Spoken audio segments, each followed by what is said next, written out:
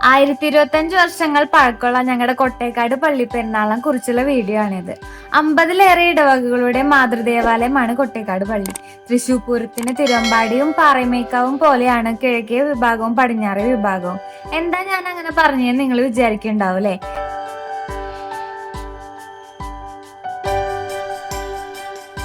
തൃശൂർ പൂരത്തിന്റെ കുടമാറ്റത്തിന് ശേഷം ഞങ്ങൾ കാണുന്ന രണ്ട് കൂട്ടർ തമ്മിൽ മത്സരിച്ചുള്ള കുടമാറ്റമാണിത്. ഞങ്ങളുടെ പാലയുടെ കപ്പേള പണിഞ്ഞതിന് പിന്നിൽ ഒരു കഥയുണ്ട്. പണ്ട് മാതാവിന്റെ പ്രദക്ഷിണം പോകുന്ന വഴിക്ക് ഇപ്പൊ കപ്പേള പണിഞ്ഞ സ്ഥലത്ത് വെച്ച് പ്രദക്ഷിണം നിൽക്കുകയും എത്ര ശ്രമിച്ചിട്ടും മാതാവിന്റെ രൂപം നീങ്ങാതിരിക്കുകയും ചെയ്തു. അങ്ങനെയാണ് ഇവിടെ കപ്പേള പണിഞ്ഞതെന്ന് ഞങ്ങൾ കഥയിലൂടെ കേട്ടിട്ടുണ്ട്.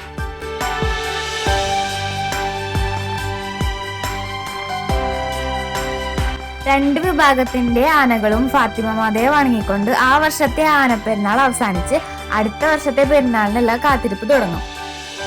കുടമാറ്റം കാണാൻ നല്ല തിരക്കാണ്. അതുപോലെ രണ്ട് വിഭാഗത്തിന്റെയും മത്സരിച്ചുള്ള വെടിക്കെട്ടുണ്ട്.